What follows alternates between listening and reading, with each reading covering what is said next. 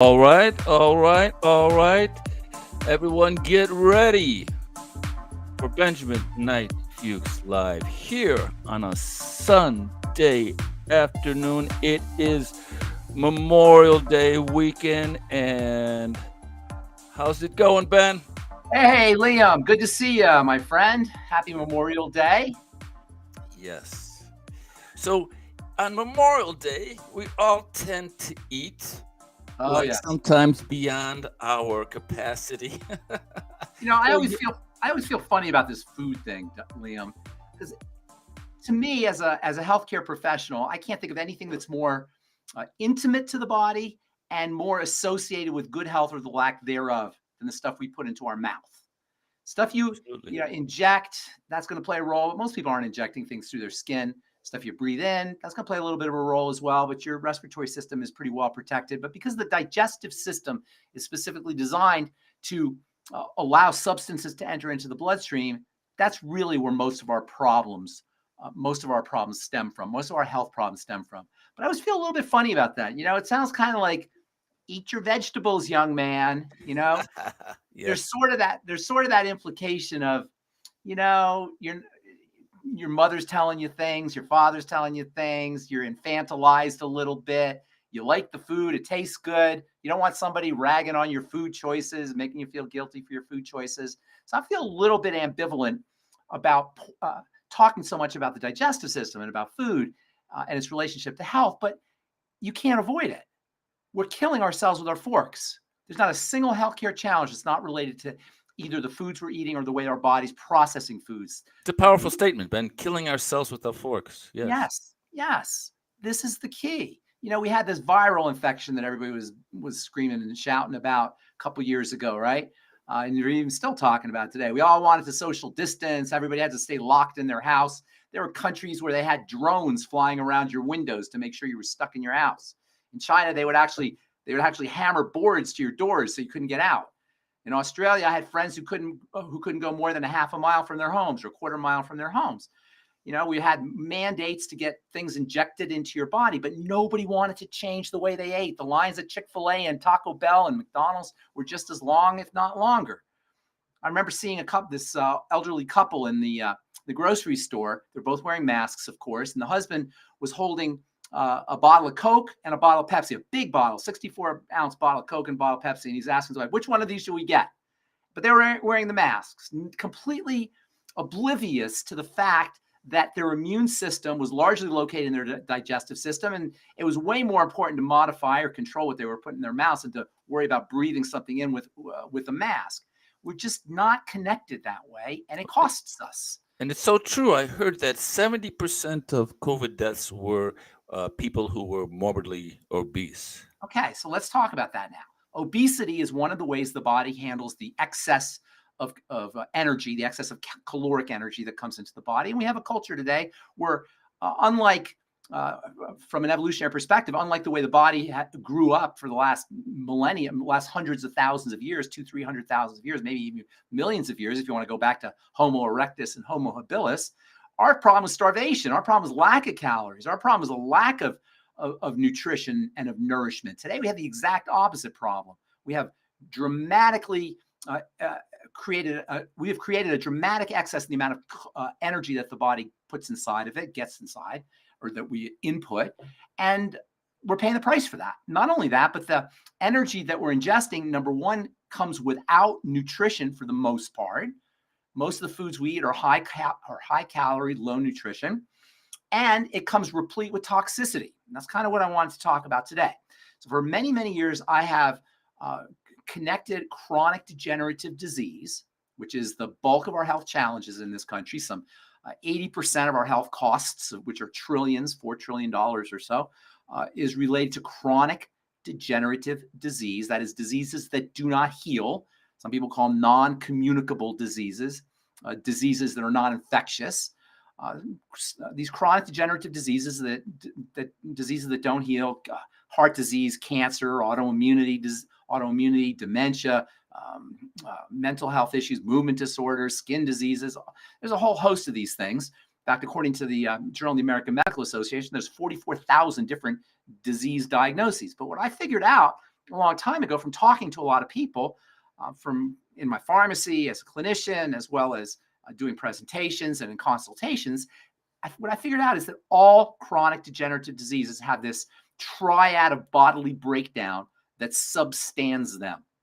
There's 3 points of disease, 3 points of bodily breakdown that result in all chronic degenerative diseases. And I call this the triangle of disease. It's 3 points of the digestive system, the blood sugar system, and then the adrenal thyroid complex. The adrenal thyroid complex is the tip of the triangle. And from the point of thyroid dysfunction, hypothyroidism, a poorly functioning thyroid, all other diseases ensue. In fact, a guy named Dr. Broda Barnes wrote a book called Hypothyroidism, the Unsuspected Illness back in the 1970s or 1980s. I don't remember when he wrote it. I think it was the 70s. And he associated hypothyroidism with all other health challenges, and he was right. You don't need to be tested for your thyroid or for thyroid function. If you have a chronic degenerative disease, you can assume you're hypothyroid. And if you're hypothyroid, you can assume that you've got issues at the level of the adrenal glands, which largely involves stress hormone, cortisol, as well as other steroid hormones. And typically, if you have adrenal issues, you're going to have blood sugar issues. Typically, if you have blood sugar issues, you're going to have digestive issues. And these 3 things are connected: the digestive system, the blood sugar system, and the adrenal thyroid complex. From the adrenal thyroid complex, once you're dealing with hypothyroidism, a poorly functioning thyroid, all disease ensue. The bad news is, if you don't work on the digestive system, the blood sugar system, and the adrenal thyroid complex, you cannot effectively address CDD, chronic degenerative disease. Let me say that again. If you do not work at those 3 points, the digestive system, the blood sugar system, and the adrenal thyroid complex, you're not going to be able to handle any other chronic degenerative disease. And this is what accounts for the utter failure of the modern medical paradigm, the modern medical model, to address these things. We have more doctors, more drugs, more devices, more hospitals, more protocols, more insurance companies, more know-how than any other culture in the history of mankind when it comes to how we handle our bodies. But we're the sickest. And we're the most diabetes-ridden, cancer-ridden. Our longevity is still stuck somewhere in the 70s, and it's even dropping. We have serious health challenges, even though we have plenty of medicalization. It's because we're not addressing these 3 points of bodily breakdown. That's the bad news. The good news is once you address these 3 points, all chronic degenerative disease symptoms will begin to subside. Once you change the way you eat, once you change the blood sugar, you stabilize the blood sugar system. That means blood sugar and insulin. I'll tell you how you do that here in a second. And you work on calming the body down at the level of the adrenal glands. All chronic degenerative disease symptoms, all of them will begin to subside. Now, I call it the triangle of disease. There's 3 points of bodily breakdown, but really the adrenal thyroid complex is secondary to the base of the triangle. So you don't even have to worry about the adrenal thyroid complex, even though it's probably a good idea to learn to psychologically relax, to mentally relax, to stabilize cortisol from the mental and psychological perspective. And there's a very important connection between hypercortisolemia, too much cortisol in the blood, and hypothyroidism. But let's even forget about the tip of the triangle. Let's just work on these first 2 points. Because if you work on the first 2 points, a lot of the problems that you're having with the adrenal glands will take care of themselves, especially around the steroid hormones, because of the very important relationship between insulin and testosterone and estrogen and progesterone and the steroid hormones, which are made in the adrenal glands. So once really we can simplify this triangle of disease to the 2 points of disease, the line of disease, the horizontal plane of disease. I don't know what you want to call it. I like the triangle. It sounds really catchy, but we can call it the horizontal plane of disease. If you want to control, modify, reduce, improve all chronic degenerative disease challenges and symptoms, work with these 2 points. Now, last week, we talked about diabetogens. These are molecules like endocrine disruptors, dioxins, PCBs, phthalates, toxins that are found in cosmetics or in the environment or in foods that are associated with diabetes.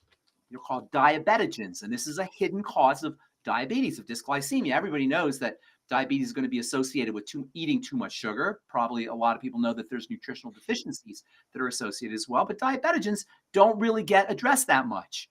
Inflammatory chemicals that get into the bloodstream, either through foods, through skincare, or through products you put on your skin, or through breathing, can induce changes in how the body processes sugar and are known as diabetogens. We talked about those last week. But there's a couple other causes of diabetes that don't get addressed. And this is where this link between the digestive system and the blood sugar system are so important. Number one, there's a very important relationship between bile and diabetes. As it turns out, bile salts, or bile, which is a derivative of cholesterol, by the way, it plays some very important roles in the body, aside from the one that everybody talks about, which is helping the body process fats. Bile, as it turns out, is a major detoxification fluid. The body will eliminate toxins, particularly drug toxins, as well as old hormones, from through the stool via bile. If you don't have a gallbladder or you've got sludgy bile, that's not going to happen as effectively. Bile, by the way, becomes sludgy as we ingest toxicity, and sludgy bile is the reason why people get gallstones and have their gallbladders removed, and 1.2 million gallbladders are removed every year simply because bile has become so sludgy and sticky that stones form. Bile becomes sludgy and sticky when we eat the wrong foods, food allergens, food toxins, processed food, processed fat. All of these can create a sludginess and a stickiness to bile, as well as excess ingestion of toxicity. But bile is also important, in addition to being important for detoxification and for processing fats. Bile is also a control point for glucose metabolism, for blood sugar metabolism. And if you have a problem with bile, either you had a gallbladder taken out or you got sludgy bile from toxicity, you are going to be more prone towards dysglycemia and blood sugar problems. And this is the link between, one of the links between digestive health and blood sugar health. This is why I call this a triangle. They lead to each other. There's going to be a relationship between the digestive system and the blood sugar system in terms of the foods you eat, but there's also a relationship between the digestive system and the blood sugar system in terms of bile. Making sure your bile system is functioning correctly by using supplements like bile salts. Longevity's got a great product called the Ultimate Enzymes, which I absolutely love, which has bile salts in there. Making sure that you're acidifying the contents of your food, that can support bile functioning. Eliminating foods that cause allergic reactions or intolerances. Also eliminating SIBO, protecting your intestine, can also have a positive relationship, a positive role to play when it comes to bile health. And speaking of SIBO, small intestinal bacterial overgrowth, where bacteria overgrow in the small intestine. Bacteria are supposed to live in the large intestine, but over the course of time, as our bile becomes dysfunctional, as our the impact of chronic constipation kicks in, or low stomach acid, or eating the wrong kinds of foods, bacteria can proliferate in the large intestine, and this can lead to a condition called SIBO, small intestinal bacterial overgrowth. And surprise, surprise, there's also a relationship between SIBO and dysglycemia or diabetes or blood sugar problems. So there's another role that the intestine and the digestive system play when it comes to blood sugar health.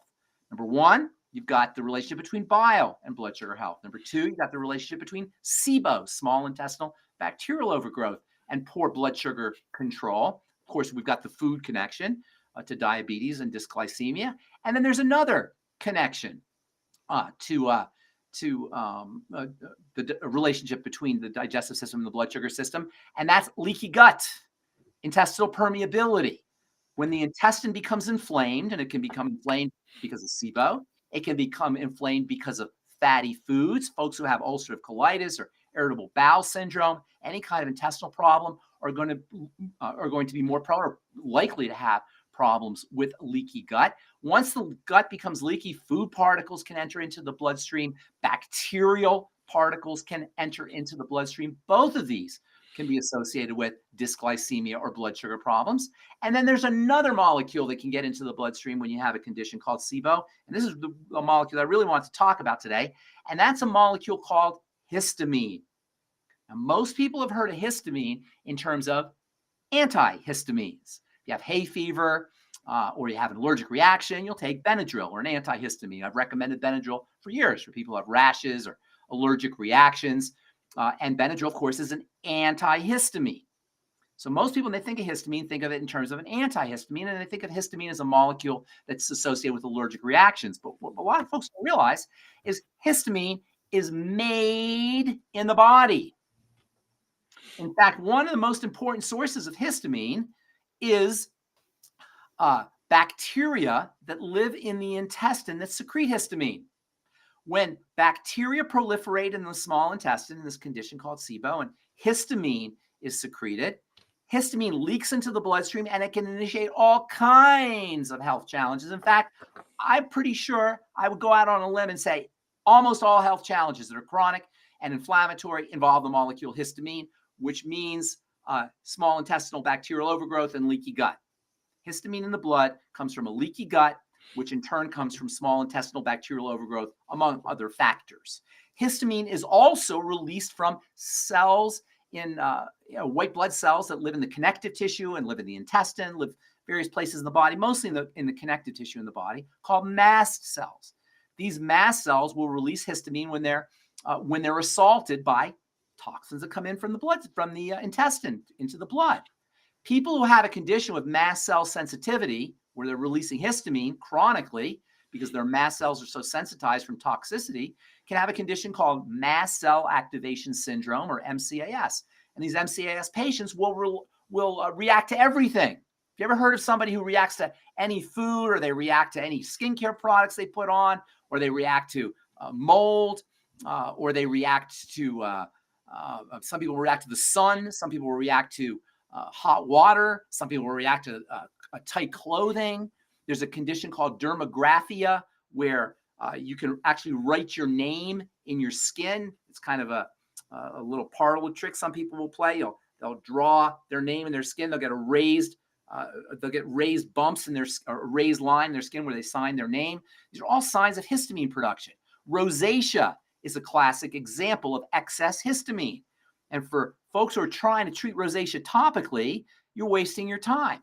One of the things folks do for rosacea is, or doctors will do for rosacea, they'll give you antibiotics. Why? Antibiotics kill the excess bacteria in the small intestine, and this can reduce histamine levels.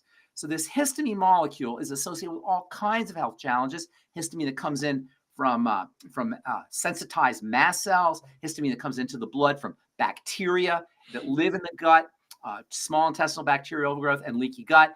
And then there's also histamine-containing foods. A lot of foods that are healthy are histamine-containing, and sometimes people will react to these foods, and they'll be shocked because they'll think, oh, I'm gluten-free, I'm a vegetarian, I'm only eating organic. But their vegetarian organic foods can be histamine-rich foods, like eggplant, like avocados, like various beans, like some certain kinds of when I think tofu and soy products.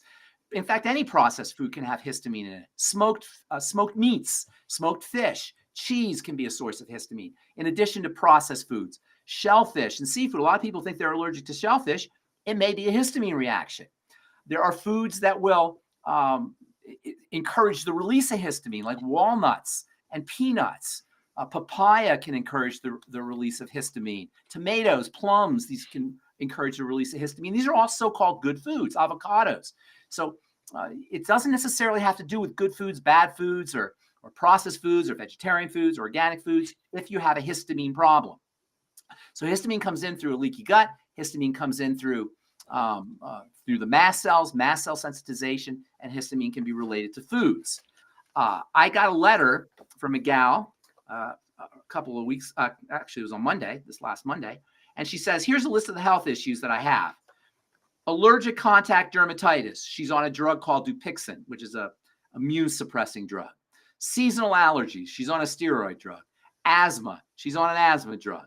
Osteoporosis. She's on a nasty bisphosphonate osteoporosis drugs. They don't work very well, and they're very toxic, these drugs.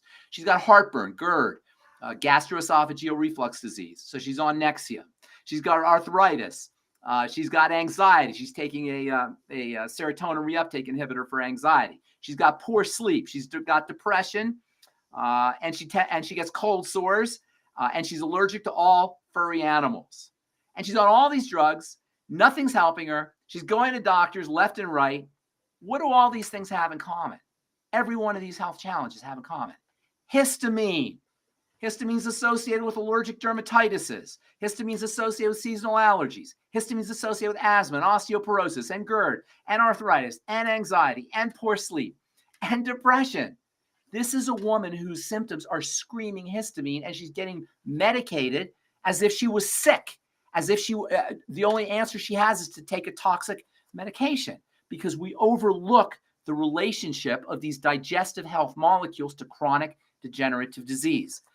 Blood sugar problems and dysglycemia are also associated with histamine. Cancers are associated with histamine. Reproductive health issues, female reproductive health issues are associated with histamine. And one of the most insidious bodily symptoms that's linked to histamine that nobody knows what to do about is long COVID and chronic Lyme disease. Both of these are very frustrating for folks to deal with. They don't know what to do. Focus on histamine. So how do you deal with any health challenge if you suspect there's a histamine component, histamine intolerance component? When you can pretty much assume there is if you've got a chronic long-term health challenge, including diabetes and dysglycemia, blood sugar problems. Well, number one, you want to avoid histamine-containing foods. You can go on the internet, you'll see a whole bunch of foods that you think are good foods that can be associated with histamine or can induce the release of histamine. That's number one. Patch up a leaky gut. Avoid problem foods. Avoid fried fats, which are very inflammatory for the digestive tract. Of course, gluten and lectins in general, plant defense molecules, can be inflammatory for the intestine.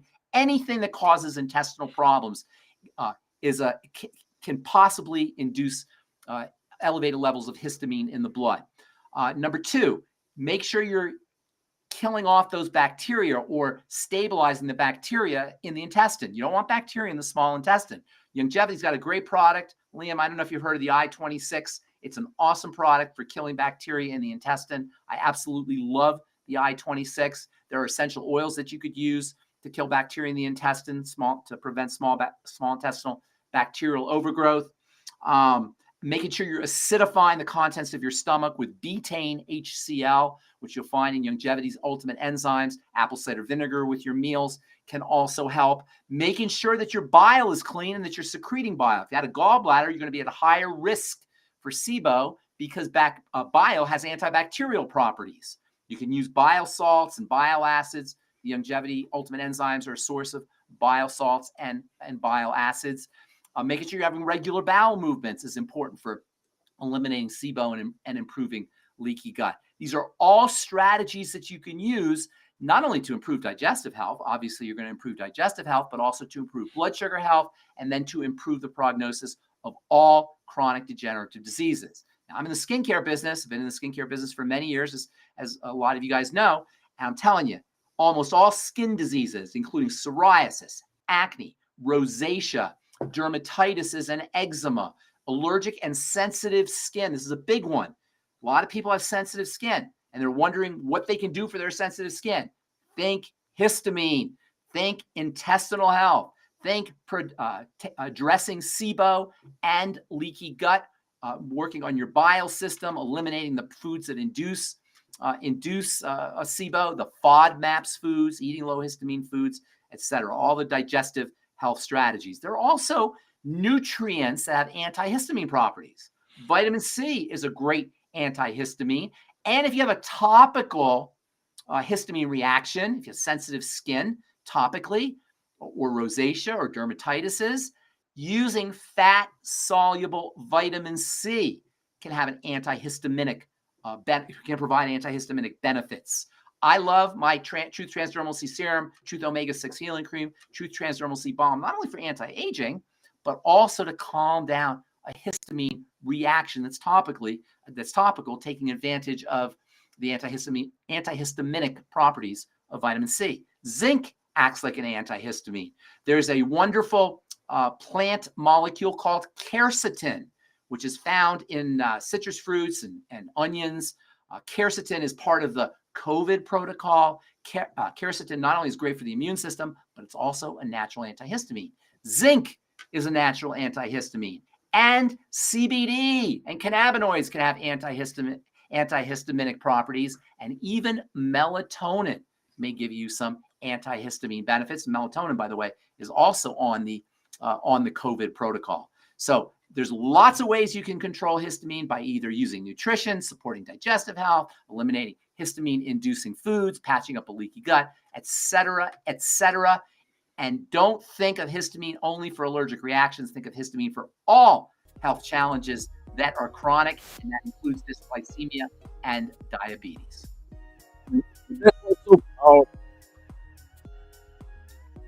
I lost you there. I can't hear you, Liam. Testing 1 2 3 testing. Yeah, now I got you. All right. Yeah, that's why it's so powerful, because my brother was a severe asthmatic. So we had antihistamines, and he was shot up with cortisone and all of these drugs. And this is the first time that I've heard that your body makes antihistamines. I always thought that makes histamine, not antihistamines.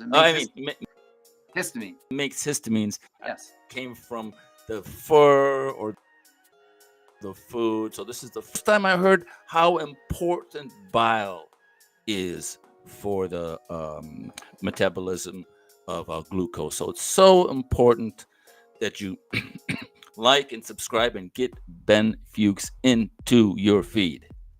So Ben, this was awesome. Great Memorial Day.